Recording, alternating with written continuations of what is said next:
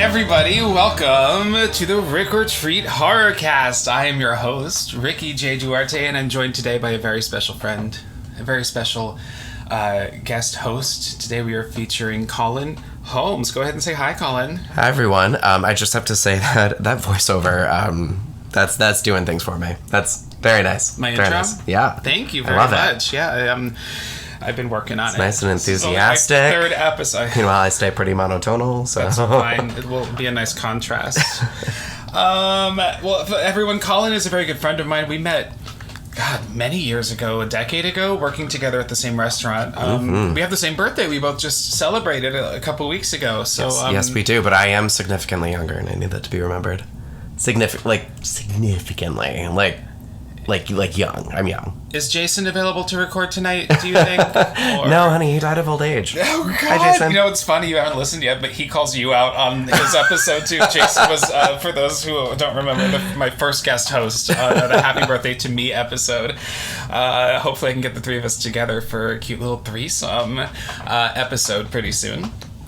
Well, Colin is also a horror fan, an avid horror fan. Colin, what I like to call it your root, right? Like, what is your root in horror? What's your first horror memory? What's the movie or the thing that got you going in it? Ooh, I would say, okay, so what got me going in the horror films was a little film. It didn't do very well for obvious reasons when you watch it today, called... what is it? Dr. Giggles. Oh, Have you seen this? Yeah. With Larry Drake from LA Law and Holly Marie Combs before Charmed. This is the dentist one, right? Yeah, so he's a killer dentist. And I think that's the entire plot. I don't know. But he's also like not the dentist. Like it's like around the time that The Dentist came out. But he's like, I think he's just a general practitioner. The dentist was a separate one, wasn't it? The dentist was a separate one. Dr. Giggles was like, I think, a competing studio's answer to The Dentist. I remember one of the VHS covers had like razor blade teeth or something. For The Dentist, yes. And I don't think I've seen Dr. Giggles. It's not good. Okay. It's not great. I remember I was watching it at my family's house. A lot of my family is from Maine. And we were watching it there, and I must have been maybe like 3 or 4. I think my sister, who's 2 years older, was probably, 5 or 6. And I remember we were watching it, and our cousins who were older than us, who were probably like young teens, were sitting behind us and like putting their hands over our eyes, but like completely missing our eyes. So it was like we were just watching it like through their fingers. And I remember like there was one scene where like I think someone gets poisoned. Like, I think this woman gets poisoned and she's like reading a newspaper, and all of a sudden she lowers the newspaper and her insides just come gushing out of her nose. And granted, I haven't seen this since I was a kid, so I could be making all of this up. But I remember my sister was always like, she was always like, well, I'm the big sister, whatever. And she watched it and had so many nightmares, and I watched it and like nothing happened. And so I think that's where it kind of started. And I also had a very absent father. So he just let me watch whatever I wanted. So like I used to watch Scream all the time. That was like a big thing. And I honestly, I watched Scream so much because I knew it was by the guy who did Dawson's Creek. And therefore I was like, well, of course I'm going to love this. It must be part of the Dawson universe. Clearly. I wasn't allowed to watch Scream, and but everyone on the playground was talking about it. It was one of those movies where like one kid saw it, and so he was like the coolest kid in the school. Oh, yeah. But I lied and told everybody that I had. I also lied and told people that I was allowed to watch the Power Rangers so that I could be in the Power Rangers club. Oh, yeah. I was huge on Power Rangers. I was not allowed. They were of the devil. A lot of things were of the devil in my home. Oh, no. Was it because they were all rainbow colors, or was it just because it was... No, it was Was it because it came from a foreign country? Wait, let's get down to why the Power Rangers and the devil. Who was the one, the blue face in the green armor? Zordon. Yeah. Zordon? Yeah, Zordon, I think. Was that him? Or was Zordon the... I mean, Rita Repulsa is really the one we need to talk about. No, Zordon was the floating face. Yes. He was the Power Rangers villain. All of the Power Rangers fans that are listeners are, like, screaming listening to this right now. Oh, god damn it. I'm not going to be okay until I find He's the one who looks was. like Beast from X-Men. Yeah. It's kind of like a spin-off of that. No, not Lord Zed. Lord Zed. Yes, yeah. Lord Zed was one of them that she wouldn't watch. Familiar. There was another one with a blue face. Doesn't matter. He was the devil. Everything was I mean, scary. honestly, you know, all the memes today are all like, oh, we all know who your first crush was, and I was always like, Kimberly the Pink Power Ranger. Mine was Rita Repulsa. I thought Rita Repulsa was like sexy and dangerous and cackly and weird.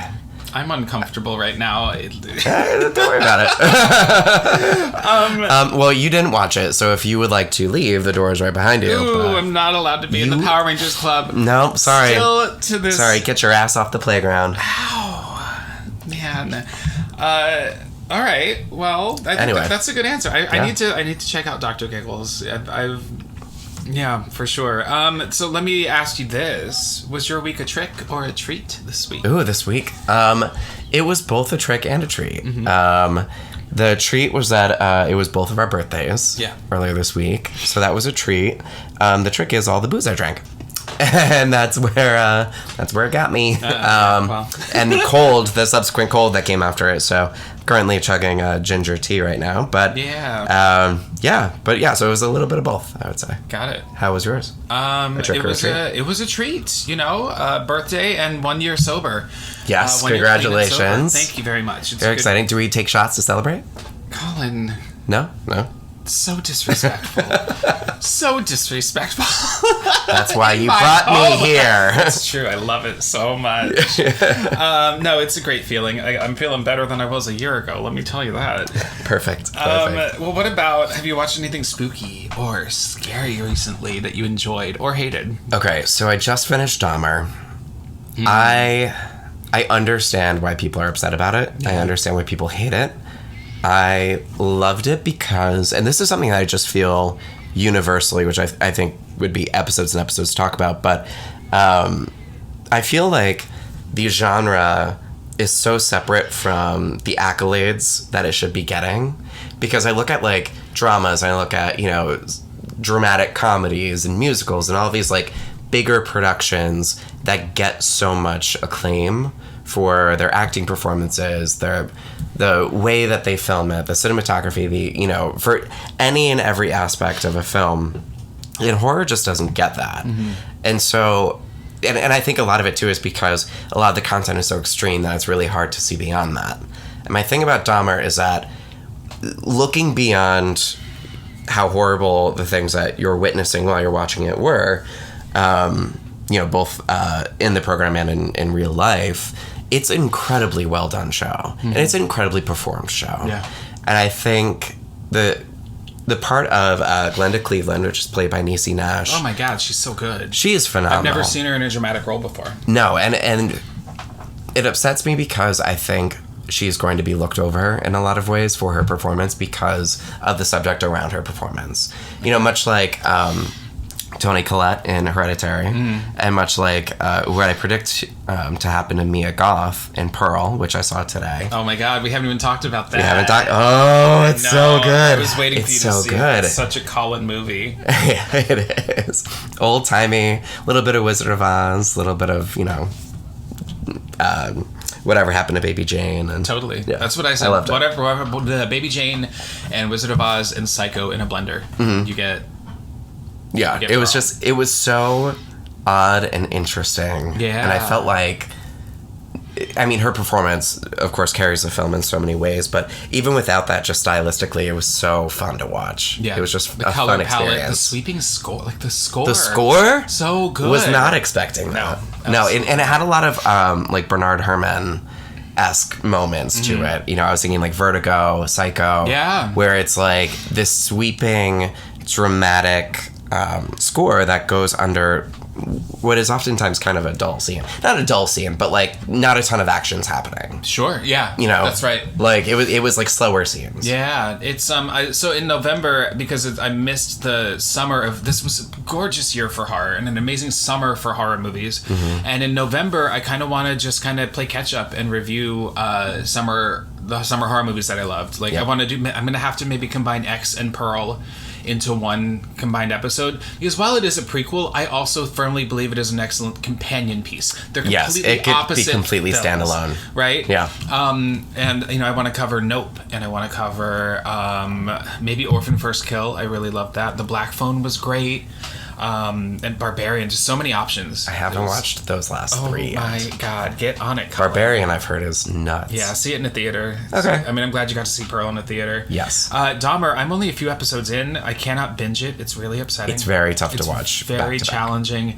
You know, and it is a real life horror. And coming from Ryan Murphy, I didn't have high hopes. I've said it on this pod before. I'm not a huge Ryan Murphy fan at all, for many, many reasons. But this is great. It doesn't even attempt to humanize him or victimize him. Right. It shows where he came from, but lots of people came from that. Right. And it shows, you know, there was a sickness in him, and it flat out profiles him as a monster, right? Because that's what he was. And I had never realized, and it's ignorance on my part, and it's also because it's not something that has ever been collectively talked about, that he was profiling black queer men, and that no one was talking about it, and that's why no one was looking for him.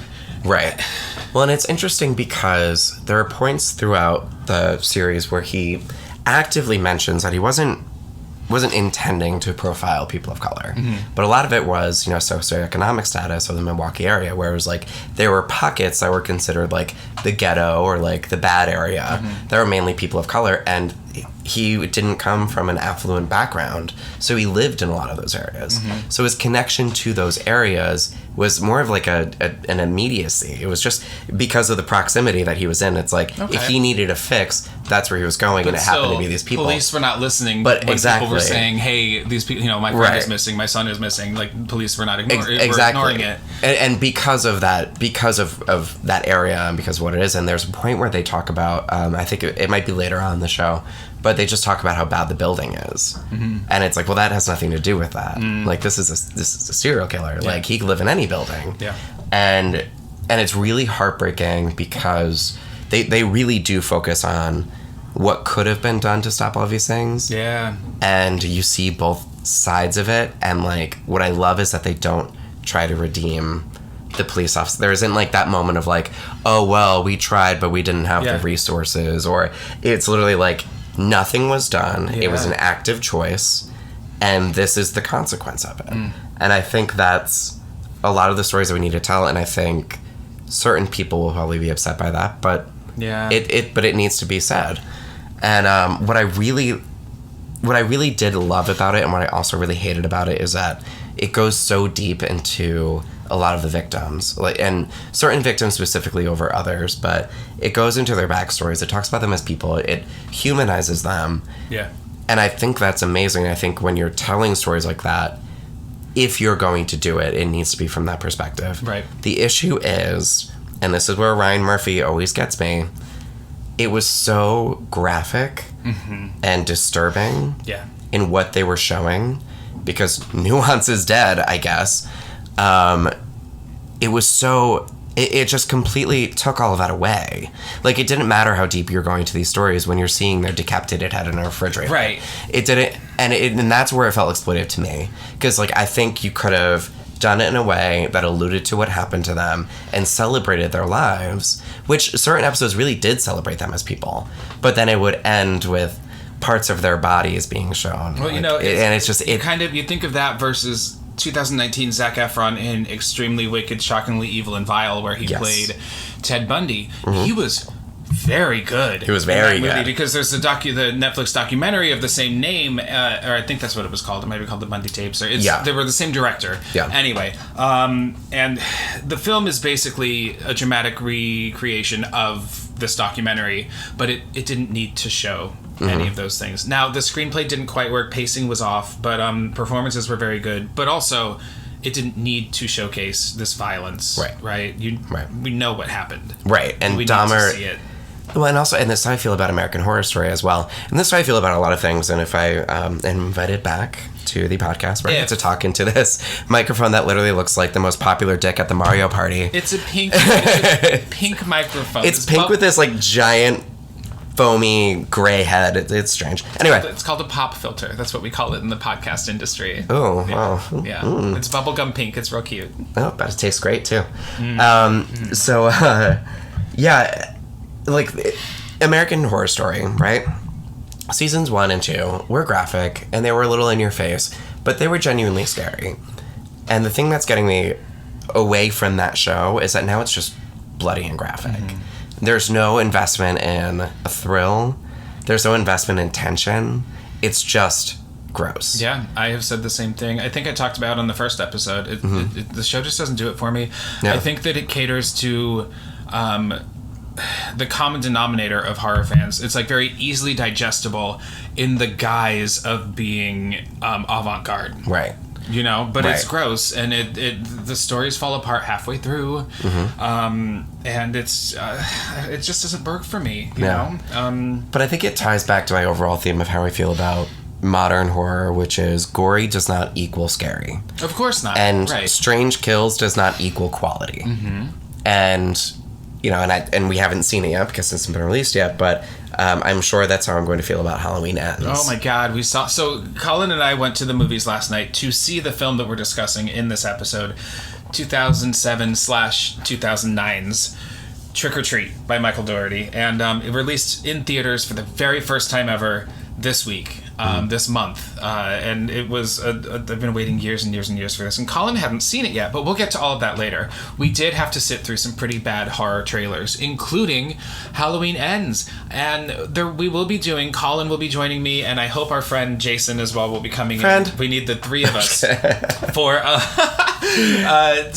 discuss the original Halloween, because it is my favorite film of all time, and I know it means an incredible amount to you and to Jason. These new movies don't feel like they're in the same universe as that. They don't feel like they're in the same universe as anything before, and that's fine. Do that. But they told us something different. Before these movies came out, we were promised a return to form, right? But I should have known better, because Danny McBride and Adam Gordon Green wrote the screenplays, and they were like, well, Michael's going back to being brutal. And I'm just thinking, now I look back and I'm like, you know, he was more like lurky in the shadows. He's a stalker. Yeah. He's the boogeyman. Right? You don't have to make him supernatural if you fine, but he just doesn't feel like Michael Myers to me. And this, frankly, doesn't feel like Laurie Strode to me. I think that they have really just they're trying to tout her as they're giving her strength. No, I feel like they weakened her. Just a military compound in your home, you know, I think that the idea of trauma was pushed a little too far with this. I would agree, and I think that's where Halloween H2O actually gets her character right. It's not the best It's not movie. A great film, but... It is a great ending to Laurie and Michael. Yeah, and it's a great portrayal of her. It's a great growth pattern for her character. You understand why she feels certain things. Yes, it's the whole brother-sister thing and whatnot, because it's original canon. But at the end of the day, if they took that Laurie and put her into these movies, I think I would appreciate it a little bit more. But instead, they made it she's cowering away. And now they're giving her this weird arc that doesn't work for me. Nothing works for me. For me, the Laurie Strode story ends at the end of H2O. I think it's a great ending in a just okay movie. But what are you talking about? Resurrection. No. Well, you know what's funny? Resurrection, that first 5 to 10 minute scene of Laurie in a mental hospital, that was supposed to be the whole movie. Right. And I cannot recall why, but they decided not to make it a whole movie, and so they just had her film the whole movie in 10 minutes. if I think that part had been stretched out to the whole movie, I would have been okay with it. Maybe even the way that it ends. Interesting. Like, having Laurie get killed off 5 to 10 minutes into Resurrection in such a unceremonious way. Right. But a don't really worry. Stupid way where, like, she set a booby trap on the roof.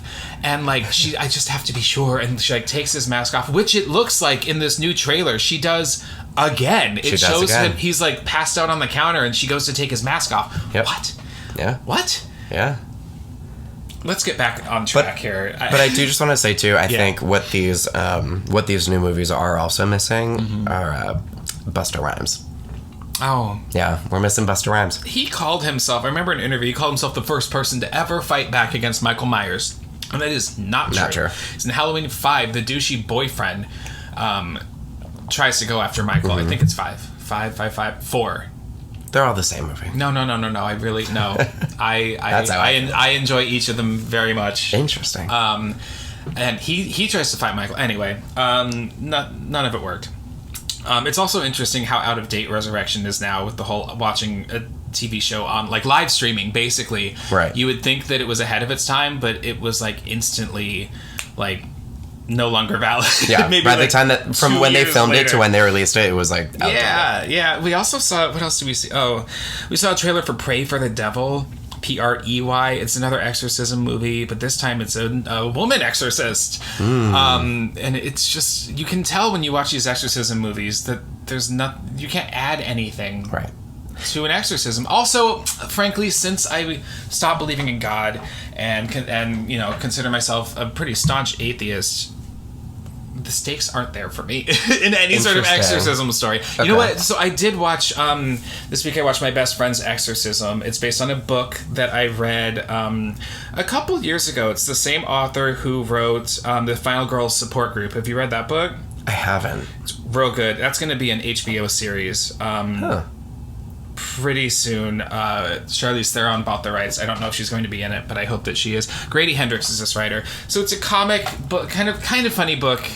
Takes place in the 80s. It's the back of the book describes it as Beaches meets The Exorcist, which had me. The book is basically resting on the punchline of its title, but it was a fun, quick summer read, and Amazon Prime made a movie of it. And it's just not good. It doesn't work. I don't think that it should have. Like, it's just, the reason that the book works is Hendrix's prose, right? The charm in his writing, and that's it. And they just added stuff that was dumb. It's just not good. I don't recommend it. What I do recommend is the new Hellraiser. Holy shit. Yeah. So good. I was talking to somebody, and it feels a little... Clive Barker is back to produce this. He directed the original film. Obviously, it's based on his story, The Hellbound Heart. This movie, to me, felt more Clive Barker than the original film. And that is because the studio intervened and they cut a lot of stuff out of his movie. Even before they started filming it, they changed a lot, which is unfortunate. It's still a great movie. It's still iconic. It's still scary as hell. But the themes and the way that they used the lament configuration in this felt more Clive to me.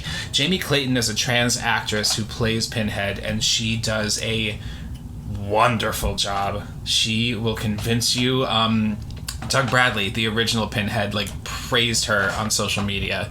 Because, of course, a lot of incels and toxic fans have not been happy about this. I'm sure. But he gave her some praise, and I do too. The movie, it's not a remake of the original. It's taking the themes of the original story, and giving us a new story. Interesting. And I don't want to give too much away, but I watched it on the 1-year anniversary of me becoming sober, and it deals with addiction, and it deals with the effects, and you have to face what you've done wrong. So for me, it was just a poignant way to start year 2. And a cheery way, too. Yeah, look at you. Cenobites everywhere. Uplifting, motivational. This is how I relate to the world, and I'm not ashamed of it. Well, why don't we go trick-or-treating? Let's talk about this movie. Great. Colin, you're the one who told me that it was coming to theaters. I hadn't realized it was. Really? I thought when I shared that with you, it was like old news. No, I missed it somehow. I wasn't aware. And it was only Regal Theaters, and I'm a Regal Theater movie club member. I go to as many movies as I want for a mere $23.50 a month. Not a paid promotion. Sign up now. No, but I would love it if they sponsored me. So wouldn't that be nice? Send them this. What is money? Michael Dougherty directed this film. It has and as we mentioned, so filmed in 2007. And was going to be released in theaters, and then it wasn't. And it's never been made completely clear. Even Michael Dougherty doesn't really know why. Michael Dougherty would go on to film or to make Krampus, which features Sam's little lollipop candy in it. I've actually never seen Krampus. Oh, it's cute. Okay. We'll watch it this Christmas for sure. It's fun. Tony Collette. I mean, we're sold. So, rumored that perhaps because he wrote Superman Returns and it was a flop, they lost faith in him. Maybe they didn't want it to compete with Saw 4 that was coming out in 2007 as well. So it got shelved. And then the next year it was I don't think I'm crazy. I think I remember seeing the trailer for Trick or Treat in an actual movie theater before they decided not to release it. Gets shelved and doesn't come out again in 2008. 2009, it starts making the horror festival circuit, and then finally just goes direct to DVD.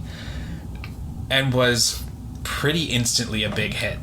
Like a direct to DVD smash. And I think the studio ever since then has been kicking themselves because they could have had a really big, iconic franchise on their hands. Luckily for Michael Dougherty, he's got a big iconic character and soon-to-be franchise on his hands, right? He created Sam, our cute little trick-or-treater. Like, cute and creepy, but still cute. Cute in his little orange footy pajamas with his burlap, burlap sack, pumpkin-shaped sack head, sewn-on smile and button eyes. Yeah. What a cutie. Colin pointed out to me, and I don't know how I never picked up on this. I guess Colin's smart sometimes. That Sam comes from Sam Hain, technically pronounced Samhain, which is one of the pagan origins, the name of the origin of where we get Halloween from. Correct. So we have Sam, our cute little trick-or-treater. And the youngest of the Haim sisters. Okay. Workshop that one. Maybe we'll bring it back. Maybe we'll work next week. He's the spirit of Halloween, right? In 1996, and I just showed Colin the short animated film Season's Greetings by Michael Dougherty. It's the world's introduction to Sam. And it's just kind of crudely, squiggly animated. Sam is this little trick-or-treater. It's a spooky, spooky Halloween night. There's no one on the streets. And he's just going door to door and no one's answering. He looks really cute when he just holds up his bag and there's nobody there. And he finds himself down a dark alley. And then this shadowy figure follows him, and you see the shadows of what you think this man is like beating up Sam.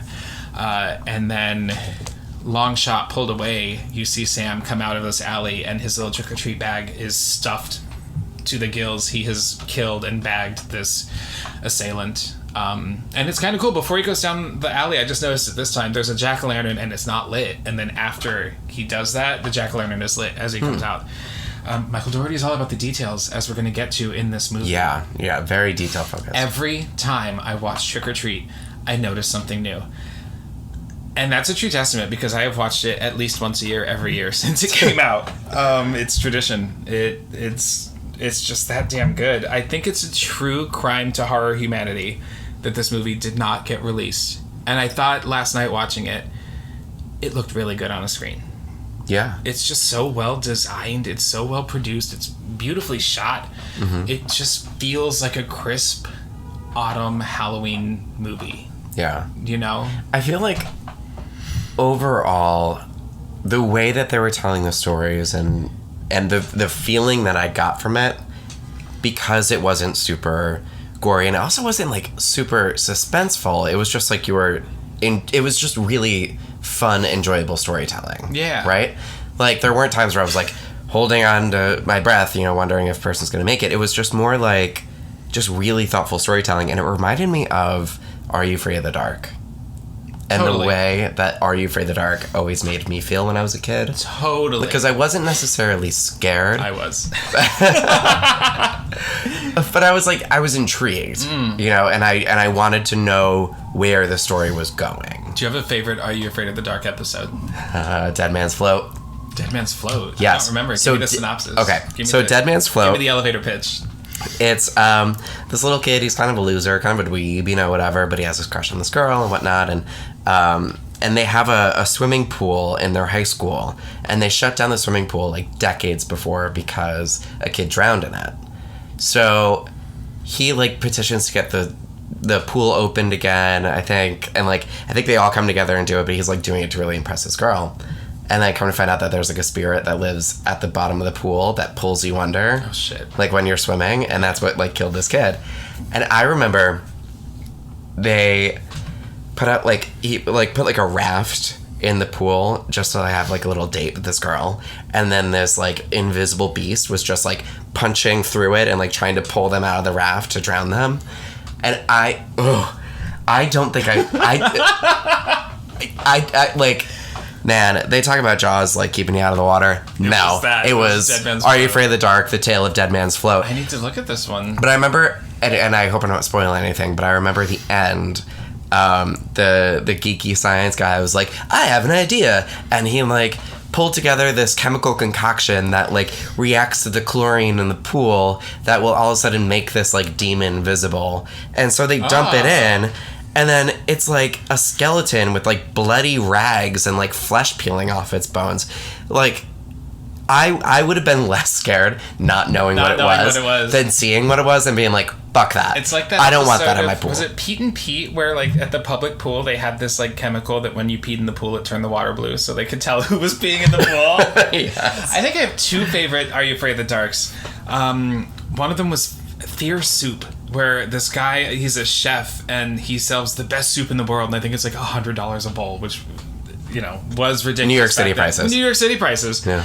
I think Neve Campbell was the star of this episode, if I'm not insane. I mean, she was a Canadian actress for a bit, and it's a Canadian TV show. Neve Campbell, Are You Afraid of the Dark? And so the secret ingredient is fear, and he extracts it in this room. The Tale of Dangerous Soup. Yep, she was in it. Stop. Amazing. You can sit in this chair and it shows you what you're the most afraid of in the world, and then he extracts your fear and he puts it in his soup. The other one, I don't remember the name of it. It was about vampires in a hospital. Yes. Oh yes. My with that green vampire God. with the white hair and like the red bloody eyes. Fucking scary. Yeah, and then I remember like the nurse was like trying to help everyone, and then all of a sudden she was like, "Just kidding, I'm a vampire too." Yeah. And it was like there was a little boy in a wheelchair who was obsessed. He wanted to go to the morgue, and they wouldn't let him. Correct. And then later on in the episode, he becomes a vampire, and he looks at the camera and he goes, I finally got to see the morgue. It was so scary. Yes. Oh, yeah. man. Do you remember Salute Your Shorts? Of course. Do you remember the scary episode with the ghost story? I don't think I do. You don't. It was Zeke the plumber. So they tell a story about Zeke the plumber, and he was showcased as like an old man mask with like a gauze eye patch. He was so terrifying to me. Nightmares for years, seriously. Yeah. I just read, the gauze is over his nose. The guy who played him just died. That's him right there. Wait. Do you remember this? Yes. So scary. Yeah. Oh, it's the eyes. Yeah, the eyes, because you can't see any. Yep. So I would agree. Trick or Treat has a very Are You Afraid of the Dark feel in that it is fun horror. Yeah. It's just fun and enjoyable. You know, it's spooky. It's fun. It's not terrifying. I do think that the final story is effectively suspenseful. Yeah. The old man. Yes. The way I want to break this down, friends, if you have not seen this film, it's the Pulp Fiction of horror movies. It is 4 separate stories, more than 4 separate stories. Mm-hmm.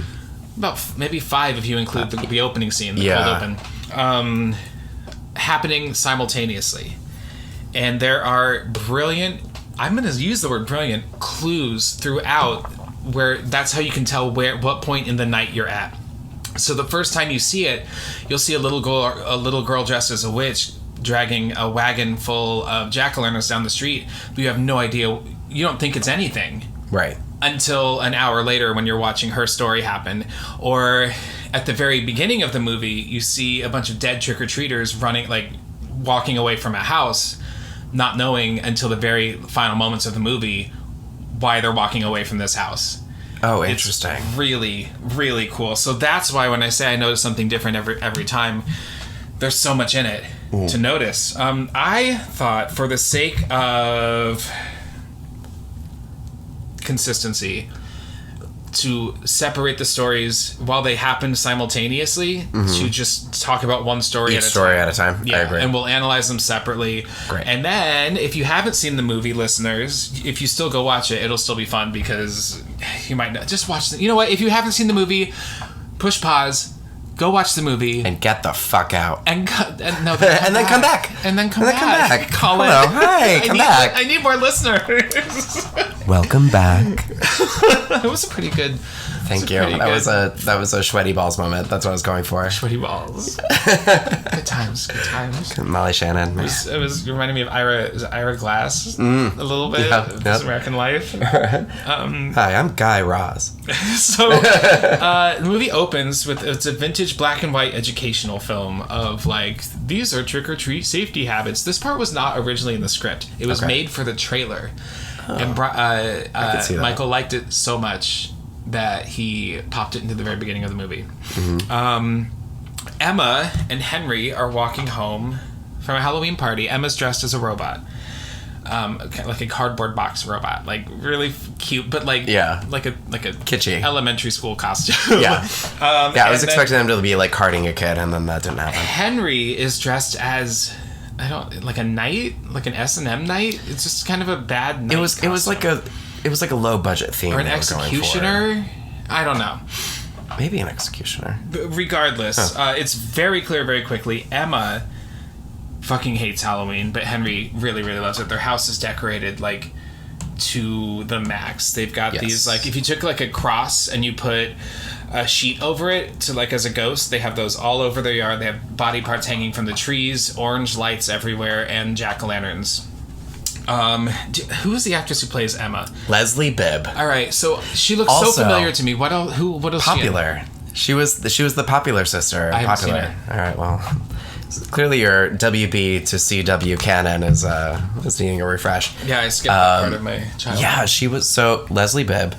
She was also in many other things, but that is like the thing that I associate her with. Yeah, well, so he wants to leave the jack-o'-lantern up. He doesn't want to take that. She wants to take Halloween decorations down because her mom's coming tomorrow, and she will just have a fit. Why? I don't know. So she ends up blowing the candle out. And you kind of see from across the street somebody watch her do that. And the film takes a pause, like a moment of pause, like, oh no, you shouldn't have done that. You know? And so they're walking up to the door. She's starting to take decorations down. She tells her husband, because she realizes that she's been unpleasant, she tells him, you go in and put in the nature documentary? Go put in the nature video. It was something like, and he gets really excited, and it's obvious that he's going to go put on some porn. Right. And he's getting laid on Halloween. So he has warned her basically, like, don't blow out the jack-o'-lantern. It's like ancient tradition, like it protects our house. You know, we need just leave the jack-o'-lantern on. It's fun. It's ancient tradition. We don't want spooks like messing with our house tonight. But she does it anyway. She starts taking down decorations. She pulls hands, bloody hands out of her trees, and she's one by one pulling the sheets off of these scarecrow crosses, basically. And it's pretty clear that one of them is going to have something under it at some point, right? She looks across the street and sees someone in a white mask staring at her. Little bit of maybe like a Michael Myers watching Laurie Strode vibe. Yeah. A little bit. Yeah, I would say like a little nod to it. It creeps her out. Yeah. And then he gets in a car and drives off, and she's like, fuck, of course, I hate Halloween. And then takes off one more sheet, and it's nothing again. But then she keeps walking, and one of the sheets from the ground, like, shoots up into the air and covers her. And this little creature is climbing all over her underneath the sheet. Now, we have seen him get closer and closer to the house, just like Michael Myers did in the beginning of Halloween. Child Michael, right? Yes. He's clawing at her, and she's screaming and screaming and screaming. She falls down on the sidewalk, and blood explodes from under the sheet. The sheet. Tarp. Right, thing. the tarp. It's the blood steams. I read that they boiled the fake blood before they filmed this, so that when it explodes, the blood steams. Because her blood is warm in this cold October night, right? Interesting.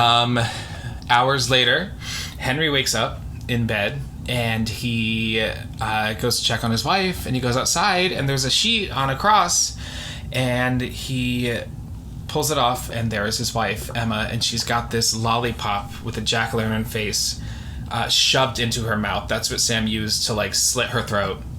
And now it's shoved in her mouth, and we cut to an opening credits scene of comic book clips. Yes.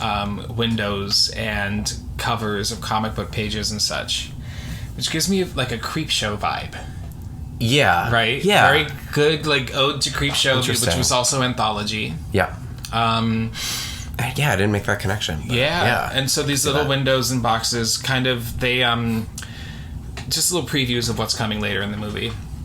Really well animated. I found out that different people who worked on the movie submitted art. Huh. And they submitted pictures from their childhood in costumes and stuff for this. That's cute. Yeah, the candy that appears in this movie, most of it's named after, like, the DP, like his last name, director of photography, like his last name is on a candy bar. Or, like, the bottle of booze that Mr. Krieg is drinking out of later is, like, one of the editor's names. That's cute. But That's so because all of the candy in this movie is either poisoned or filled with razor blades, they had to make up their own candy wrapper. Believe it or not, Hershey's and Reese's were not interested in sponsoring this movie. Mars wasn't interested, huh? That's strange. No. Who would have thought? So that has happened. We move into the principal story, right? Yes. On the news, we have seen the downtown Halloween parade being broadcast, and the newscaster actually says werewolves, zombies, and demons of every variety have descended on the normally sleepy town of Warren Valley, Ohio. They use real Vancouver parade performers. They do this same act every Halloween. But werewolves, zombies, and demons, all three are creatures which will come into play throughout this movie. Right. Yeah. So Charlie is this overweight brat of a kid who's walking around smashing jack-o'-lanterns left and right. He's wearing, like, an orange shirt that says, "This is my Halloween costume," which is, like, the ultimate cringe to me. Yeah. Like, how do you want everyone to know you're an asshole? Wear that shirt. Yeah. Like, if you haven't seen it, sorry, a little bit of a cold, but if you haven't seen it, imagine if this movie was made in, like, 1994. Charlie would be played by that kid who was From like The Sandlot. And the big green. Yeah. Yes, exactly. Yeah, you're right. That's the actor they would have gotten for that, had it been made 10 years before. So he goes up to a house, and no one's home, but there's a bowl of candy, and there's a sign that says, "Just take one." But that's not Charlie. And he reaches his hand in, and he starts to just dump all of the candy in, and he is caught by the owner of the house, who turns out to be the school principal, Stephen Wilkins. And he kind of takes the offense in stride. He sits down and he offers Charlie a candy bar. And he just talks about how important it is to respect Halloween and how nobody does it. Like, the traditions, no one cares about them anymore. Everyone just, gets fucked up or and as he's doing this, Charlie starts to feel pretty bad. Mm-hmm. And he starts, like, belching. And then he projectile vomits bloody chocolate all over the stairs. And it's, like, the first opening scene is pretty, like, fun and scary. But, like, this is weird because it's a child. Right. And it's gross. And he's fat, which is, like, is kind of body shaming. But, like, it's just gross. And it doesn't stop. There's so much. He must have eaten a lot of chocolate that night. And I feel like it plays into, like, a comedy aspect. Where it's like, okay, little chubby kid puking, and then it's like, oh, it's, like, still happening. Oh, it's not. And then it's like, oh, there's blood in there. Oh, then I was like, oh no, this is. Yeah, and then, like, when he's done, and there's just, like, kind of spit dribbling from his lip, like, he does not look well, and he collapses into Mr. Wilkins' lap, and so Mr. Wilkins, he clumsily, like, he tries to drag Charlie's body into the house, and every time that he, like, drags him a step, Charlie like dead burps and more vomit like spills out of his mouth. It's disgusting and hilarious. Yeah. They tried to get to cut this scene because it's so gross, and I didn't think it was that gross, though. Michael was like, no, I want this in here. Interesting. Because, well, for a minute they were trying to make it a flat out horror movie, right? And Michael was like, no, let's keep this in because it's funny. Yeah, like he wanted it to be comedy and horror. Yeah, just really well walking the line between the both. Right. I think it leans more toward horror, but effectively stays funny. Yeah. I don't consider this camp. See, camp is not a genre. Camp is a sensibility, and so right. what is camp to one person might not be camp to another. Right. I think that like if it is camp, it certainly isn't intentional. Camp should never. The only person who should intentionally make camp is John Waters. Yeah. Right. Yeah. I don't see a lot of camp in it. I see just honestly like earnest respect for the holiday Halloween. Interesting, because I actually see a lot of camp in it, but. Not necessarily in... oh, okay. No, I think it's because there are multiple times throughout the movie where they take grave situations and kind of, like, add a ridiculous level to it. Well, you have so many terrible things happening to children in this movie. Right. So they kind of have they're to. They're skirting this line. No, totally. But then, like... I lost count of the children body count. I think it was up to 14 when I stopped counting. It's something There's so many dead kids in this movie. But then, like, okay, so look at Matilda, right? Look at Trunchbull and how Trunchbull treats the kids of Matilda. Granted, I don't think they die. I don't think any of the kids die in Matilda, right? I don't really remember. They go into the chokey. And then there's Bruce with the chocolate cake. Mm-hmm. But would that be considered to you, like... the notion of that and the extremism of like the idea that yes, she's abusing these children, but it's like at such an extreme level, that to me I look at it as like almost camp. And that's what I felt with this. Okay. Like with the puking, I was like, I felt like it was campy because it's like it's taking a grave situation but building it into such an extreme that it's like not fully satire, but it's like making fun of the situation that is happening as it's happening. Sure. And I felt like a campy vibe to that because it felt like they were just winking at you the entire time. Oh, especially this the performance is very of the much principal. a wink at all times. It's like a winking jack-o'-lantern the entire times. Yeah, so I guess that's where I get my campy vibes, but I definitely understand that it's not like traditional outright camp. So while Mr. Wilkins is trying to pull the body inside, the doorbell rings and he opens it and Sam is standing there. And this is the first time that we fully see Sam outside of the opening credits. What a cutie. Pictures of him in the opening credits, right? Killer cutie. He's so cute and he holds up his little trick-or-treat burlap bag. And Mr. Wilkins gives him a candy bar. And Sam is satiated and he goes away. And so it kind of cuts to the backyard, and Wilkins he's digging a giant grave. And it took me a couple times to figure this out. It is assumed that the child that he is burying is Charlie, who he just poisoned, right? Poisoning is how I always thought that I would kill somebody, personally. How would you kill somebody? How's your tea, Colin? Just the stirring sound. Yeah. No, how would you kill somebody? How would I kill someone? It depends on who it was and like what the situation. Like if it was someone I hated, I kind of want to be like I don't want to experience it with them, but kind of like watch from afar. You know what I mean? So like a poisoning. Yeah. But if it was like I wanted to kill someone quickly, I don't know. I mean, I'm also granted I just watched Pearl and X recently, and I think about the alligator and the alligator scenes, which I'm like, that's pretty quick and clean. I don't know. I'll think about it. Yeah, I'll let you know when I do it. Well, just make sure you say it on this podcast because I want a soundbite of you. So you need this evidence. So there are actually two children in this grave. One of them is Charlie, and the other one is a yet unknown trick-or-treater. But it's not quite clear right now that that's what's happening. But there is suddenly blood down the front of Wilkins' shirt. Right? It's not the vomit. It's like a good amount of blood. He is burying, but he's continuously interrupted by his adorable redheaded child, Billy. Yeah. I do not enjoy children, and I gotta say, this kid's adorable. He's dressed like Chucky. Did you notice that? No, I didn't. He's got a striped long sleeve shirt and bib overalls, and he's got bright orange hair. Which also, I mean, was that a Halloween costume? I don't think so. Oh, interesting. Because he says, I just got back from trick-or-treating, but none of the other kids, like, the other kids are clearly wearing Halloween costumes in this movie. I think that's just... Because also, I think if he did, the principal of the school dressed his son as Chucky for Halloween, like, you can kind of tell his intent. Sure. So he, this kid keeps interrupting him, and he's screaming at the top of his lungs, and it's funny because Wilkins is like, shh, no, be quiet. Like, don't wake the neighborhood. I'm trying to bury dead children in the backyard. And this happens again and again and again. And at one point, his elderly, grumpy-ass neighbor, Mr. Krieg, yes, comes out his back door, lives across the fence, the next door neighbor, and his dog Spite. I thought he was saying Spike. The dog's name is Spite with a T, which is fitting for sure.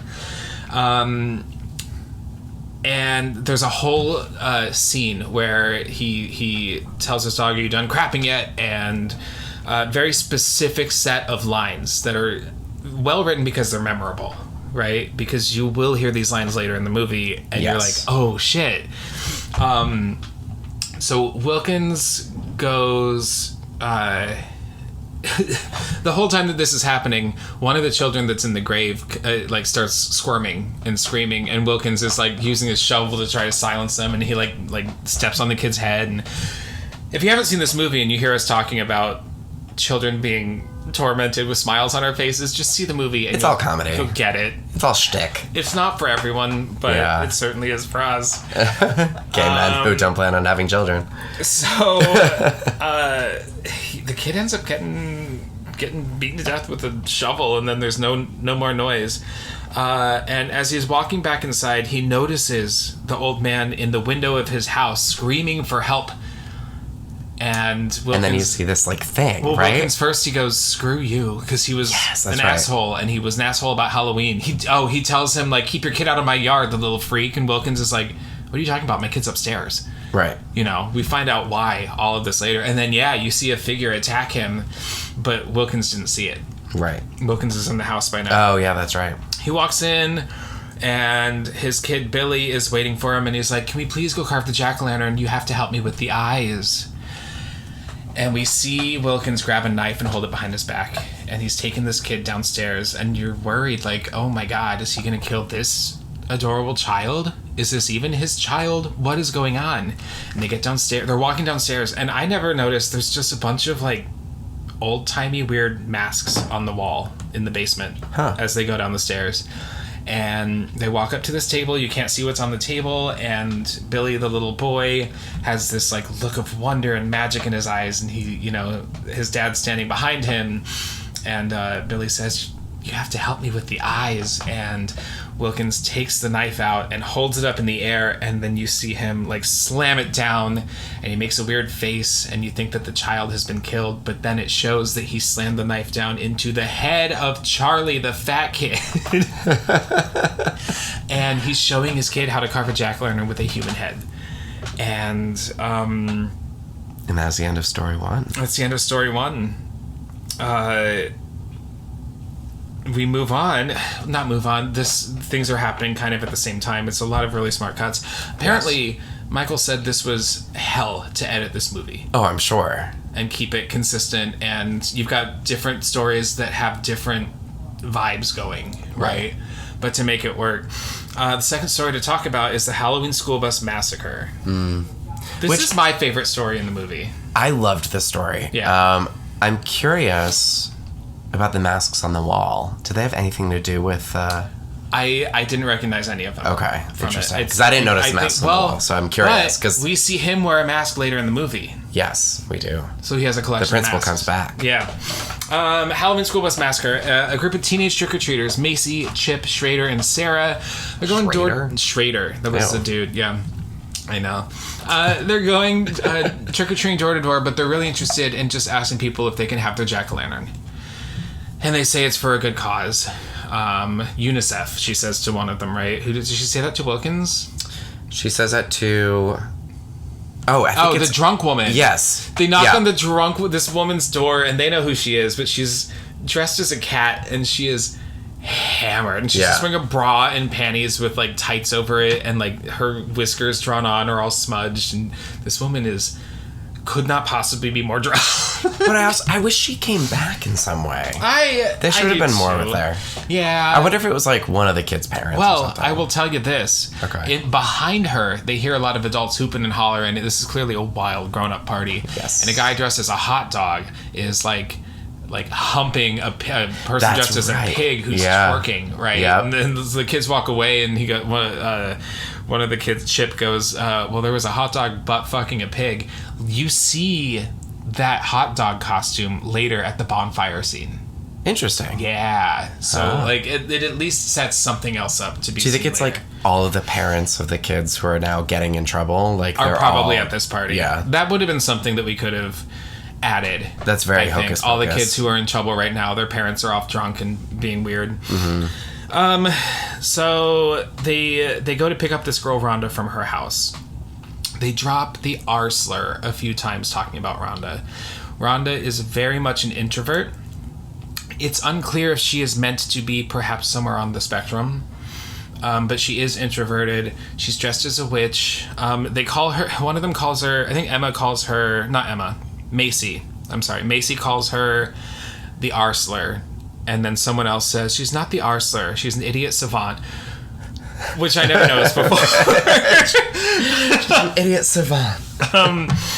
But they pick her up. Her house is covered in jack-o'-lanterns. Her house looks like Carrie White's house from the movie Carrie. Oh, interesting. Very clever. And then if you think about it, I guess, at the end of Carrie, when all the candles are all over the house. Yeah. Right? It's a nice little nod. But so she's got this really fabulous witch hat on. And she wears glasses. And she's just kind of the epitome of, oh, bless your heart. You know? Yeah, she's very, like, socially anxious. But it seems like she's trying to get out of her shell, right? And she also takes Halloween real seriously. She's what we might call a Halloween traditionalist. Yes. An idiot savant. An idiot savant Halloween traditionalist. Yes. And so they are walking to an abandoned quarry, an abandoned rock quarry, where they tell the story of the Halloween school bus massacre. In this legend, 8 children were put onto a school bus, and they were kind of the town's dirty little secrets. These kids were disabled. Yeah. Right. Their parents were ashamed of them. Mm-hmm. And their parents would put them on a school bus, and they would drive miles out of town to a separate school. And they're all wearing these very well designed, very creepy Halloween costumes, right? If you remember, like, if you ever think of like old vintage pictures of Halloween costumes from like the 30s, very much inspired by that. Actually, I read the child actors that they used for this were actually children with disabilities or with injuries. And they apparently had a wonderful time on set. Like, they loved being in a movie. They had a great time. Yeah. And the costume designs were taken from a picture of a hospital for sick children, and like they got to hand make their own Halloween costumes back in like the 30s or whatever. Yeah. Is this exploitative? It's kind of a gray area.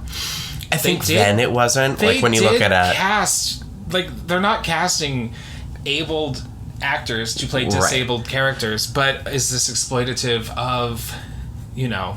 I mean, I don't think so, only because they touch on it, they don't harp on it, right? Like, it's a component, and, like, I think it gives, unfortunately, it gives motivation for what's going to come. Yeah.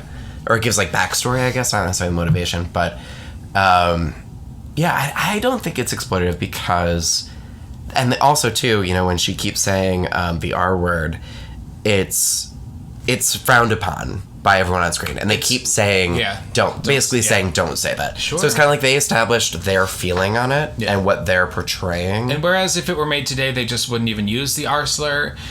It's coming back. I'm starting to see it creep back again. Ew, I hate it. Yeah, I remember watching something maybe like 2-3 weeks ago. No. That was relatively new. You just don't need to use that word? Yeah, exactly. You know?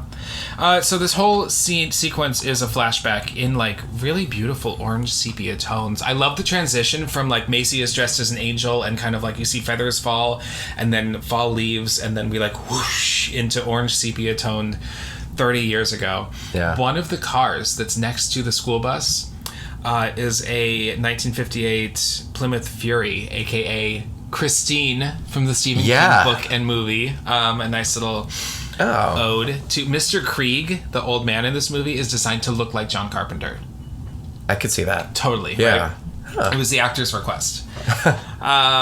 So the bus driver, as it turns out, was paid by the parents to do something terrible. And he brings candy to each of the children in the school bus, and he checks to see that they are each chained to the seat.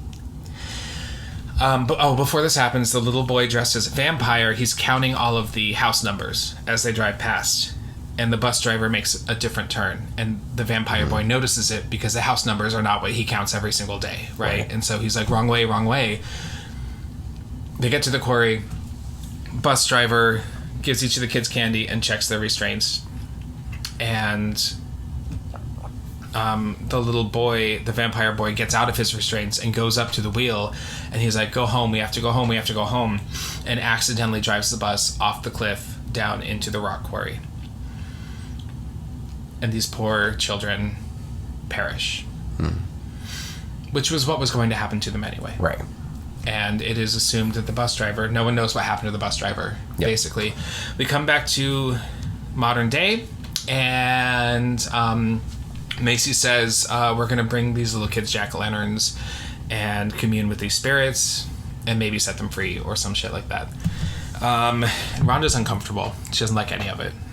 She kind of has a little bit of a thing for Schrader, and Macy sees this. So Macy is like, sorry, the elevator down to the quarry only takes 3 people. You and Chip have to stay up here.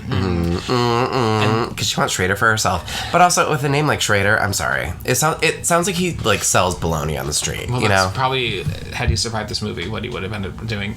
Oh, true. So they go down Spoiler first, alert. the 3 of them, and then the elevator comes back up, and Chip and Rhonda, sweet Rhonda, get into the elevator, and it's such a great sequence because it's just fog, you can't see anything except these glowing jack-o'-lantern faces down below.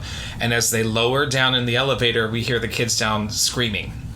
And one by one, the 3 jack-o'-lantern faces blow out and through the fog.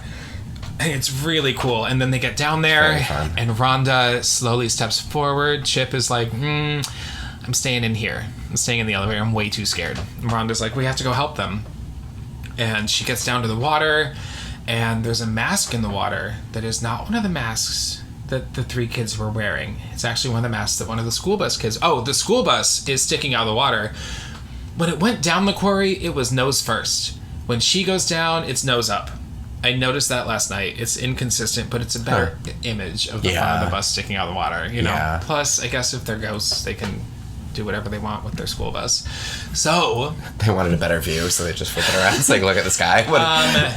The presumed ghosts of the children, of the school bus children, just come out of nowhere. Rhonda runs, and she sees Chip getting his guts eaten, and she's running, and poor Rhonda, she trips and she loses her glasses.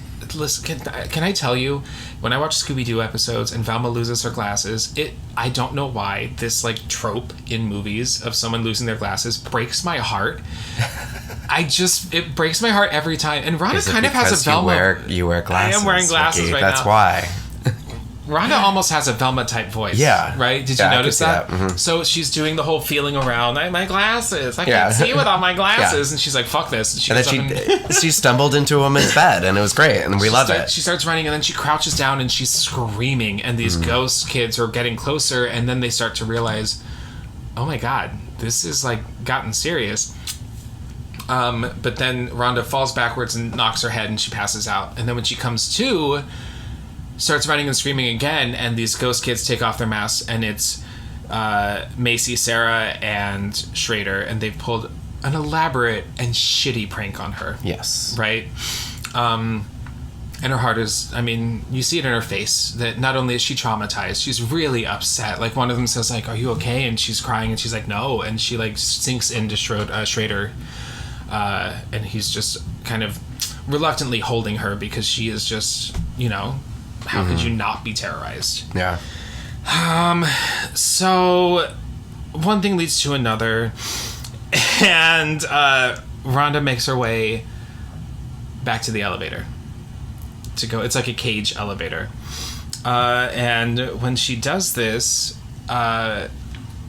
the ghosts of the other children, the real school bus children, start to emerge from the water, and they're gaining on the the four bullies because Chip wasn't really getting his guts eaten. Yeah. And they're running for the elevator, and they don't. One of them doesn't make it, and Rhonda closes the door before they get there, and Schrader and Darcy are like, "Please, you gotta let us in." And Rhonda takes the key, and she puts it in the elevator. And she turns it, and she goes up without them. And it's such a great moment. It's like that new genre of horror, good for her horror. Yeah, like that like redemptive horror. Redemptive, like Midsummer or Carrie, right? Yep. Where she was like, "Oh, you traumatized me." Now, and it's a great shot of her, the elevator getting to the top, and there's just she's got jack-o'-lanterns in the elevator, and she loads them into her wagon. Yep. And she pulls the wagon away, and she passes Sam, who is walking to the quarry. Yeah. Right? And she just looks at him, he looks at her, and they keep going. Oh, I forgot to mention, in the flashback scene, he's poking a dead bird with a stick. I don't remember that. You don't? No. In the scene where it's the flashback about the school bus massacre, he's like on the side of the road poking a dead bird with a stick. God. And that is the end of the school bus massacre. Yeah. I actually think that I think that might have been my favorite one. It had a lot of like the fog elements to me, like as they were coming out, when it was just the atmosphere and like the overall feeling of it. Yeah, totally. Very well designed. I mean, because those costumes were creepy to begin with, but then after they've been underwater for 30 years, they all looked like a little like bloated. This story, I'm going to try to make this shorter, like telling you this. This story was originally very different. Okay. It was not going to be the same kids. This bratty girl who always pulled pranks on her boyfriend was going to pull another prank, or he was going to pull a prank on her or whatever, and they were going to go to this graveyard that had been overgrown by pumpkins. So like that's really cool imagery. Yeah. Right? Pumpkins growing all over a graveyard. And they were going to resurrect a dead cat, like her dead pet. And they do a spell, and they like kids pretend to be a zombie to scare the boyfriend. And then, as it turns out, the spell worked, and all of the dead people in the cemetery come to life, including the cat, and of course, get all of the kids. Yeah. That's fun. Didn't end up happening. Rumored to be because of budget, that to have an army of the dead, different like varying degrees of decay. It wouldn't have worked. I would love. It's been announced this is going to get a sequel. I would love if they could incorporate that somehow into it. I don't know that they would. Even just the imagery of a graveyard overrun by just pumpkin vines everywhere. Like, how cool would that be? Yeah. Also, originally, Rhonda, it was supposed to turn out that Rhonda was dead the whole time. Oh. But it came out shortly after, just with, The Sixth Sense. There were just all these movies where it was like, I was dead the whole time, Spoiler alert. There's been no Rhonda for 10 years. Exactly. I like the way it ended up better. Yeah. Right? I agree. It would have been too sticky. When I mentioned earlier a girl in a witch costume pulling jack-o'-lanterns in a wagon, but you don't know it means anything, that's Rhonda going home from the quarry. Right. So these things appear, and it gives you a hint as to where in the night our story is. The next story is called Surprise Party. We have Laurie, played by Anna Paquin. Yes, the best. Right around True Blood time. Yeah. Somewhere between, shirtless on True Blood and just hugging her dad and fly away home. I'd say we're closer to True Blood. Yeah? Okay. 1,000%. Yeah, I guess so. Yeah, if she wasn't already on True Yeah, I might have already. Okay. I just don't want to break away from Fly Away Home because I love that movie so much. I've never seen it. Oh my god, all the keys. Laurie and her sister Danielle and their two friends are going shopping for Halloween costumes, and they are each in a separate dressing room, all right next to each other. And they're having this conversation about meeting a guy, and it's named after Laurie Strode, right? Which I think is smart because it gives her a final girl feeling. Yes. You are led to believe that she is the innocent final girl because she is the insecure one in the group. She's the virgin of the group. Yes. Tonight's to be her first time. And she's the only person who didn't dress like a slut for Halloween, which is right. Great. They step out of their dressing... Well, first off, while they're in their dressing rooms, this little boy is peeking into their dressing rooms. That kid is Quinn Lord, the child actor who plays Sam. They gave him like an on-screen moment. Oh, like without a head thing. Yeah, it's just the actor playing a different character. Yeah, cool. They do say a couple lines. They're just talking about Halloween's past and how like, oh, remember that one year we ate some bad Mexican? Or like another one says, oh, well, that was the year I dressed as a sailor, and then I ended up with that female sailor. Well, she had a sweet ass. It all tastes the same. So remember these cute little lines. And so Laurie's just very shy and timid and insecure, and she wants her first time to be special. So she comes out. The other friends are her sister Danielle is Cinderella in a very revealing outfit. Yeah. We have a revealing Bo Peep, and we have a revealing Snow White. And then Anna Paquin, or Laurie, comes out, and she's in a much more modest Red Riding Hood. But like a beautiful Red Riding Hood costume. They don't sell these costumes at Spirit Halloween. No, they do not. They do not. They shut down my Walmart for Spirit Halloween, and you're telling me that I'm not going to get the best of the best? In line, Danielle picks up a guy dressed as an elf and tells him, meet us at Sheep's Meadow in 45 minutes for a Halloween party. Sheep's Meadow, another thing to remember for what's going to happen later in this story, right? They go outside to the Halloween parade. We see Emma and Henry, the couple from the very beginning, the robot and the knight, bump into them. But it's not a huge deal. It's just, this is again telling us where we are throughout the course of this story. We see them a second time later on, shortly after this. So the other girls pick up dates, and Laurie decides to stay home. Decides to stay at the parade. And she's like, I'm going to take my time. I'll meet you girls there. Right? Oh, you know what? I'm sorry. I have to back up, and I have to tell 2 things that happened already. Mr. Wilkins, earlier, tells his little boy, I can't take you to the Halloween parade. I have a date tonight. Yes. Spoiler alert. And then we see a vampire attack a beautiful woman in an alleyway. Mm-hmm. Right? So the girls are gone. We see a vampire wearing kind of a leather mask with a hood and leather gloves. Really sexy costume, I gotta say. It was giving me like Point of No Return from Phantom for all you homos out there. Yeah, for all you homos out there. Absolutely, 1,000%. Yeah. And Laurie sees this guy. And then he keeps walking, and she's like, oh. So then she decides she's just going to go to the party alone. Her sister is like, just come. There are men. I found you someone. And it's a giant man in a baby costume who is the same actor. Do you remember the remake of 13 Ghosts? Yes. He is the same actor who played the Great Child. The giant man and a baby as well. So him just wearing a diaper is like a thing. It's like his thing. I don't know. Good for him. Anyway. Listen, they didn't have OnlyFans then. He had to wear his diaper somewhere. Again, we're fat shaming, but... I love this movie. I'm not fat shaming. I'm diaper shaming. As a weird kink. As a fat person, we are not kink shamers on this show. No, I think it's a strange kink. It is not a kink for you. Okay, fair. As a fat person, I am not upset that these fat shaming moments happen on the show. So, or in the film, Laurie's on this spooky wooded road, going into this party in the middle of the forest. There's jack-o'-lanterns under the trees. It's really cool looking. Dresses Red Riding Hood. It's just gorgeous. And she hears someone behind her. Michael Dougherty actually scared her.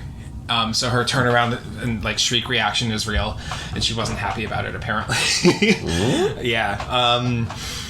And then she is attacked by that man in the leather mask who was a vampire before, right?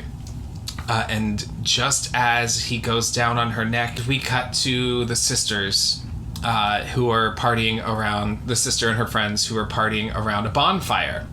And they hear the scream. And then we see the red cape fall on the ground like it's been thrown high up in the air and somebody's wrapped up in it.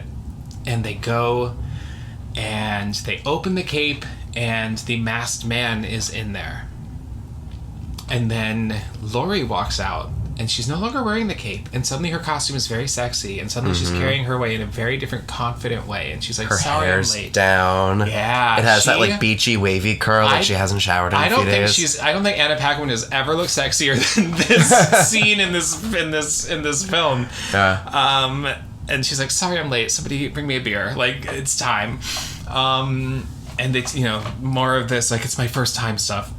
She straddles the man and she's like, oh my, what big eyes you have. And the song Sweet Dreams by Marilyn Manson starts playing. And all of these, the guy looks around and starts to see that every man here at this party is dead. We see the hot dog guy from earlier is dead, right? The mask comes off, and it's Mr. Wilkins. His date was him to go bite a woman in an alleyway. His fake teeth get pulled out, so he's not a real vampire. Mm-hmm. He's just a fucking weird killer. Yeah. And Anna Paquin and all of these girls start to transform. Which was so cool. Talk about it. Because instead of doing like the, like they see their skin and like hair just starts coming out, their skin like actually like rips off of their bodies. All and practical. It's like underneath. A little CGI. Yeah, but you could tell it was like very just artistically done, and like it was like they were shedding their skin, like they were shedding their outer form to show like the wolves that they are or could be as people, right? Because they're turning into these werewolves. And what I loved about it was that I think it was truly like a cool testament to like the strength of these women that are always perceived as like, because up until that moment we thought, oh well, Laurie's out, or like we thought, oh well, these women are in danger, versus like they are the danger. They are, because they're stronger than what we naturally perceive. We watched this whole movie thinking that they are prey. Right, so they're talking about like, oh, the bad Mexican while they're in like skimpier costumes. We ate some bad Mexican. Oh no, they ate a Mexican person and they didn't, like the way this particular the sailor's person sweet tasted. ass, so they all taste the same. Like right, and it's such a cool like feminist empowerment moment. Yeah, because so oftentimes you see in horror that like the ones that are dressed a little bit more scantily, or like those types of characters are just they're expendable, they're disposable, and there's like for every one there's another 5 more, and it was really cool to see them like have this like women empowerment moment. It is cool. The original song that was going to play is Peggy Lee Fever. They actually played that on the set while they were filming this, and then an exec said it needs to be a little steamier. I love Fever. I could see it working. I actually think Sweet Dreams by Marilyn Manson works a little bit better. Yeah, especially at that time. Well, there's werewolf. Everyone there's like werewolf titties everywhere. Yeah, and they're just like ripping their skin off. It just, Fever would have been a different feel, and I think it might have been just as good. It reminds me of The Howling, the werewolf transformation scene in front of a fire. Remember that? Yeah, it's sexy and transforming around a bonfire. Mm-hmm. We see Sam sitting on a log next to a blazing jack-o'-lantern watching all of this happen. So Sam shows up every time something like this happens. Right? But Sam is also way too young to be looking at that. Is he an ancient spirit? True. Yeah, he giggles like a child, but so our last story, right? We're getting there, folks. Is it's called Sam. So Mr. Krieg, the old man, Mr. Wilkins' neighbor, he scares some trick-or-treaters off his doorstep by dressing his dog up as a demon. It's kind of funny, a little silly, but it shows us just how far he's willing to go to be an asshole, right? Yeah. The different stories in this showcase the different phases of Halloween throughout someone's life. The little boy at the beginning is learning about Halloween, experiencing it, right? Carving the jack-o'-lantern. Then you've got the teenagers in Halloween. And then you have your 20s where everything's sexy, the Anna Paquin story. And now you've got the curmudgeonly old lonely man, which is kind of maybe when you've stopped believing in the magic of Halloween altogether. Yeah. I feel like that's kind of who I am. And maybe between the last two, you've got the married couple, right? Coming home from the party. Maybe they fit in there somewhere as well. So it's kind of like where Halloween fits through everyone's life. And how it's perceived. And how, which I think is pretty clever. Yeah. So scare some trick-or-treaters away. One of those trick-or-treaters is the trick-or-treat, the other kid that Wilkins is burying at the beginning of the movie. The one who he beats to death with a shovel. Yes. So as soon as they run away from his house, they end up at Wilkins' house because it all happens so fast. Because then shortly after this, Krieg goes out to his backyard to let his dog out. Right. It's only within it's 3-4 minutes. It's very fast. Yeah. His house gets egged also, and you hear a kid giggle. And so he goes outside, he tells Wilkins, hey, what are you doing out there? doesn't he say it smells like a dead horror or something? It smells like but it was something like, it was like horror something. It was, I don't remember. But. He says something crass. And he says, "Get your kid out of my yard." And Wilkins is like, "What the hell are you talking about?" Well, it turns out it was Sam throwing the eggs in his yard, right? Goes back in, and Spite runs up the stairs, Spite the dog, and then we hear him yelp. And Krieg goes up the stairs to check on his dog. He walks into his bedroom, and he sees something moving under his comforter. Pulls the comforter off, and it's like a weird Halloween like fake hand, like just moving around, a robot hand basically. And he's like, "What the fuck?" He turns around, and from under the bed, something slashes his Achilles heel. Very much Pet Sematary. Yes. Remember when Gage slashes Judd's heel? Yep. Yeah, very that. Yeah. Sam crawls out from under the bed. A jack-o'-lantern ignites in a blaze of glory in the corner, and all over the walls and ceiling in blood, it's written, "Trick or treat, smell my feet, give me something good to eat," in varying fonts and varying sizes. Yep. And I love that they used that theme music as the score to this film too. It's like creepily played throughout on like a child's piano, or it makes its way in. And Sam appears, and Krieg freaks the fuck out.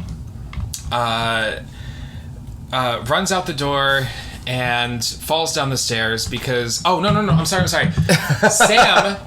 Sam pulls out a candy bar and unwraps it, and there's a razor blade in it. Yes. That's the candy bar that Wilkins gave Sam earlier. Wilkins was putting razor blades in candy bars, and Sam happened to get one. Oh, interesting. Yeah, I didn't make that connection. Yeah. So, okay. Old man Krieg runs away from him and falls down the stairs because the stairs are now covered with candy and razor blades. And he can't get up very quickly because he's old and he's very wheezy, which is a really good like character choice, I thought. Yep. And he can't get up because there's razor blades on the ground, and every time he tries to, he gets sliced. There's a lot of chasing and running around between him and Sam. Sam jumps on his back at one point. He tries to run out the front door, but he's already locked it. There are 8 locks on his door. We will understand why in a little bit. So, Sam, he gets a shotgun, and he shoots Sam in the face. And then he shoots Sam in the stomach, and then he shoots Sam's hand off. Yeah. And he thinks Sam is dead. And he goes to the phone to make a phone call, and as he tries to call the police, the phone cord is ripped out of the wall. And then we see Sam's hand crawl across the room, carrying his bag. And I love that he goes, "What the fuck?" Because that is in The Thing. Yes. Right? It's like a total callback to The Thing. Yeah. And Sam puts his hand back on, and then his burlap mask is ripped away, and we see Sam's true form, like without his Halloween costume, his Halloween mask on, and it's like a giant jack-o'-lantern, like a cross between like a human and a jack-o'-lantern. Yeah, it reminded me of the VHS cover of Halloween 3. I do. Yes, it reminded me of that jack-o'-lantern where it's like the kind of like a skull-ish face. Yeah, in a pumpkin. Yeah, totally. I love that it's an animatronic. This movie has such little... I think the only CGI that I can really point out is a little bit of the werewolf transformation, but even that is... And it's only Anna Paquin's face at one point. Yeah. The rest of that scene is all puppets and animatronics and practical.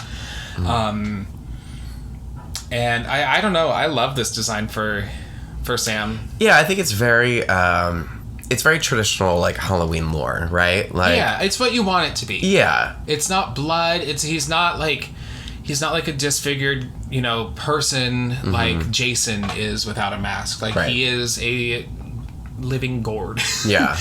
Michael Dougherty has said in a potential sequel, if they ever do explore where Sam came from, he loves the idea of him being born out of a pumpkin patch. He has this idea. There's a famous Charles Addams drawing, and I looked it up, and it's really cool. A pumpkin patch, and there's all of these pumpkins growing, and one of them is carving itself. There's a little knife blade coming out of it. Gruesome? Yeah, no. It's just cute. There it is. I'll have it on the. Oh, interesting. It's real. I kind of want a print of it to hang in my room. That all year round. Look at my room. Yes. Okay. Fair. But I think it's a pretty cool idea. That is cool. I wouldn't mind us seeing that. So Sam ends up putting his mask back on. Not yet. Mm-hmm. Yes, yet. Not yet. I don't remember. Whatever. There's a struggle. Krieg falls down. He can't get back up. He knocks the table over on top of himself, and there's a candy bar that happens to be on his chest. Sam does put his mask back on. He takes a bite out of his jack-o'-lantern lollipop, right? Mm-hmm. So it's whole. Earlier at the beginning of the film, it had a bite taken out of it. Yes. Right now it's whole. This is where he takes the bite out of it, and he goes to stab Krieg, but instead of puncturing Krieg, he punctures a candy bar that's on Krieg's chest.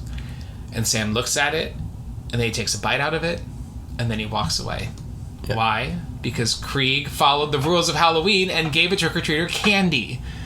That's all it takes, folks. All it takes. That's just all. Be a little nice. Just be a little nice. Just follow the fucking rules of Halloween. Just be nice to kids. Be nice. Well, not all kids. Not all kids, but be nice to like your kids and like your friends' kids. Follow the rules of Halloween. Sam leaves, and Krieg is like, "What the hell just happened?" Cut to a little bit later, and Krieg has wrapped his face and his body up in bandages, and goes to the door and gives some trick-or-treaters candy. Right. His house is covered in jack-o'-lanterns. Oh, because earlier Sam had done that, by the way. Covered his house in jack-o'-lanterns. I love how you keep, like, forgetting details. This is a hard one to do. I was really intimidated by this one because of all of the time jumps throughout this movie. But I love that, like, the jack-o'-lanterns around his house. Not a big moment until now. But anyway. This man is protected. You're just so detail-oriented, and I love it. Yeah, all right. It's perfect. He looks across the street, and he sees Emma and Henry coming home. So the robot and the knight, the married couple from the very beginning, walking home, just getting home from the party. He sees her blow out the candle, and then he sees Sam, who was standing in front of his house, walk to their house. So Sam has just relieved him of, like, from dying on Halloween because he got some candy, but he sees somebody else disrespect Halloween and decides to go after her. Krieg lets it happen. Krieg has to know that something's going to happen to this poor woman. And he decides not to. He's like, I've had enough. I'm old. Also, like, his Achilles was, like, torn up. He's going to be hurting. Yeah. He's going to be in pain. He goes back in, and then the doorbell rings again. And he opens his door. And there are the 8 children from the school bus standing there. They say trick or treat. And they get him! Yep. And then we see, burning in his fireplace, are photographs of him standing with the bus and the 8 children who were killed. He was the bus driver. And they came back for him. It was perfect. That, Colin, is why he has 8 locks on his door. Yes, one for each child. Huh. And that, folks, is the end of Trick or Treat. Yeah, I thought that was the coolest way that they made all of them work together, you know, like, because of course you have like the little things here and there, but that was so structural in story. Yeah, agreed. Because the school bus massacre somehow feels like the focal point story. It's the longest story. Yeah, right. It's really the longest does. of all of them. I think it's the most detailed. Yeah, as well. And it's even though I know it's coming, chilling to me every time seeing them standing outside of his door. Mm-hmm. So that's why at the very beginning of the movie, you can see the trick-or-treaters walking away from his house as Emma and Henry are having their talk on the porch. Like, it's all happening at the same time. Yeah. At the beginning of the movie, the point of view eyes almost get hit by a car, and then a bunch of girls laugh. At the end of the movie, you see who's in the car, and it's our werewolf friends. Right. And they're laughing after killing all these. It's just fun. It's very well done. It's very well done. Now, last night you told me that, because Colin had never seen this, you told me that you thought that you expected it to be something different. I did, but I didn't know what. I told Colin to stop talking last night. I was like, let's save this conversation for the podcast. So now is the time. So what I expected it to be was like anthology, in that they were all going to have like this similar Sam creature, possibly. Mm-hmm. But I didn't expect for them to be so interwoven the way that they were. Yeah, I thought it would be like Creep different. Show, or where they are completely separate. Yeah, pieces. or like Fear Street, where it's like a similar driving theme, but like different time periods and different towns. And I thought it'd be more like that. So what I loved about it was that it was just the events as it would play out throughout the entire course of a night, just told in a fragmented way. Yeah. Which I thought was really cool and interesting. Yeah, I just think it's very effective. It keeps it fun. Every death happens off screen. You never see someone die on camera. Well, and what I loved about it... cuts away, or they're, like, behind something. Yeah, like, it didn't really hit a ton of, like, the gory notes. Like, you did see some of the actor effects. It is gory. It is an R-rated movie that feels like a PG-13 movie. Yeah. Which I think is why... In the best way possible. Because it keeps it light. Yeah, it felt like... Even though there are kids being murdered, it's light somehow. but think about it, too. You know, how many kids died in Are You Afraid of the Dark? And I think that's where it got me, because it was like... They were still able to make light of it, but it was also children dying. And same with Goosebumps, you know, or like scary stories to tell in the dark. Yeah. It's like they're young kids or like teenagers at their oldest, who are going through these, you know, situations, and some of them don't live, and it's just told in this way that's it almost felt young adult, but with a little bit more blood. Yeah, which I kind of liked. Yeah, I think the movie feeds into those of us who adore the holiday Halloween. It really does a killer job of reminding us why. Yeah. Well, it played into like the childhood innocence of it, and then that innocence being lost. Yeah. Right. And that's something that I thought was just really enjoyable, because I think, as I mentioned before, now it's just gruesome. Let's show as much as we can. Right. And that's not really my style of horror. Yeah. Do you think there's anything, just, you know, because of the queer nature of this podcast, inherently queer about this film? Besides the fact that it's decorated so beautifully. It's just so pretty to look at. And Anna Paquin, of course. I don't think that a movie has to have queer characters to have a queer vibe. Yeah. Right? Look at Death Becomes Her. Right. Or, you know. Yeah, like, I think this does, but yeah, I think it's just that adolescent fear, the feel of it, right? Like, it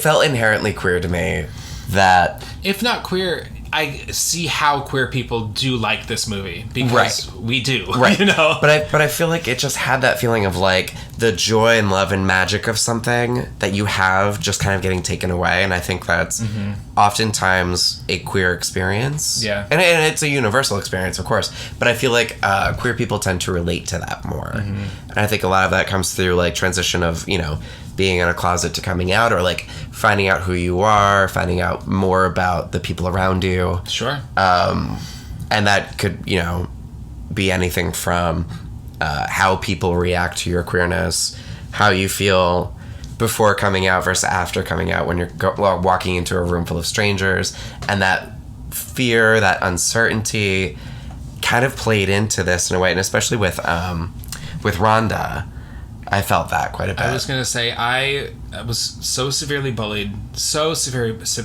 up until probably sophomore year of high school is when I started to come into my own. And didn't even really have to say, it was when I started to just be myself. And so anytime that someone is bullied in a movie, I always feel for them. Yeah. And I always relate to them. You know, and she does have that kind of Carrie moment. Yeah. Where she thinks that these people might be her friends, and then, you know... Yeah, she thinks she's going to be in, like, a safe space with these people, and then realizes that... A safe space at the bottom of an abandoned quarry where a school bus was driven over. Yeah, safe. Not creepy at all. I love that she gets the last laugh in it, and I just love... I don't know, she's a young actor. I don't know who she was, but just, like, her difference in the way that she carries herself after she has chosen to leave these kids behind, because there's not a look of malice in her face. There's not. Yeah. It's just a very interesting presence that she has after that. It almost felt like she had a feeling of like an accomplishment, like she got over a hurdle of some kind, right? Whether it's her own social anxieties, whether it's her own feelings towards other people just in general. I thought that was very interesting. Yeah, it's just a hell of a movie. I do really love it. You see my apartment. I have like Sam Halloween decorations, and I have a Sam comic book, and a Trick or Treat comic book. I am excited that they have officially announced it's not greenlit, but Michael Dougherty is actively engaged in making a sequel happen. Yeah. And it came to theaters for the first time. Do you think maybe that was a test pilot to see? It could have been. Yeah. I don't know. I do think it's interesting that this movie was put in. Old movies get put in theaters all the time, but universally it is kind of big, right? Yeah. And that's what we have. That's Trick or Treat, guys. Yeah. Holy cow. Yeah. Next week on the pod, I'm going to have a very good friend discussing one of my favorite Halloween traditions. One from my days of sneaking out of high school every Saturday night to go watch the Rocky Horror Picture Show. Yes. And I'm excited to have a very good friend who has a wonderful and exciting connection to Rocky Horror as my guest host for that. So please come back. We're both going to tell you stories about our Shadowcast days, and we might not analyze the movie so much as just talk about its impact on us. I'm still figuring out the format for this podcast, and maybe some episodes I'll go scene by scene like we did today, and maybe others it'll just be a discussion about the vibe, right?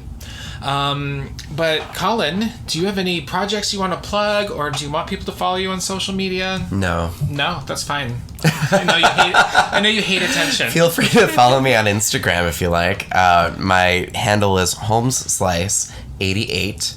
Which has also been my AIM screen name since I was a kid. It's been my email address. It's been pretty consistent, so you can find me there. Find him there, folks. And I would really appreciate it. The response to the first couple episodes has been so wonderful, and I really was so excited to get this pod going, and it's something that I'm very passionate about. I want to make space for myself and my friends in the queer horror universe. I want to stop waiting tables and maybe one day work in the horror world, whether that's as a writer or as a reviewer or something. So one way that you can help me make my dreams come true is to rate and review this podcast. I cannot express to you how much that helps me, and it's free and easy. You literally push a button. You literally have to do very little. Very little. Please do it. It would be the best belated birthday gift you could possibly give me. I'm going to read a review that we got. We got a review! Yay! That's exciting. The review says, and there's a red heart and a knife and a little blood drop. Ooh. And a jack-o'-lantern emoji, and it says, hilarious banter with such great insight. Finally, I'm getting a horror movie education. Love this podcast. And that's from Anne-Marie. Anne-Marie. Thanks, Anne-Marie. I love you so much. Thanks for listening to my podcast. If you want to follow the podcast on Instagram or Twitter, it is at Rick or Treat Pod. If you want to listen or you want to follow me, stop laughing at me. All of my handles are so similar. If you want to follow me, Ricky, Instagram is at Rick R Treat. And if you want to follow me on Twitter, it's Rick R Tweet. Because I'm so punny. So I tried to get Rick or Treat as my Instagram and Twitter handles years ago, and some asshole has them, but they don't post anything.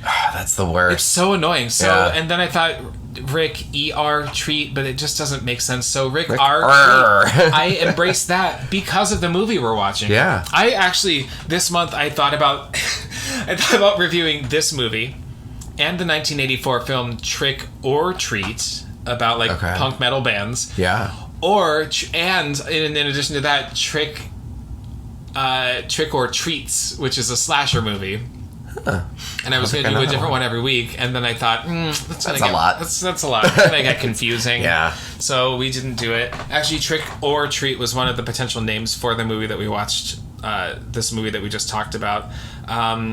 It had a bunch of different... They almost named it Season's Greetings, which is the name of the animated short film that Sam is based on, but it sounded too Christmassy. So I was going to say that. I associate that with, the holidays in general. Halloween Terrors was another name. Jack-o'-lantern Tales. October the 31st. But, none of those have a ring to them. Trick or Treat is October the 31st. Trick or Treat is what this movie needed to be named. Yeah. That's all that we have for you folks. I'm so happy that you tuned in. Colin, I really appreciate you taking the time. I'm excited to have you back in a couple weeks. Yes, for Halloween. Yeah, no, that one's going to drop on the 31st. But for now, let's look forward to next week when we discuss Rocky Horror Picture Show. And we will talk to you later, spookies.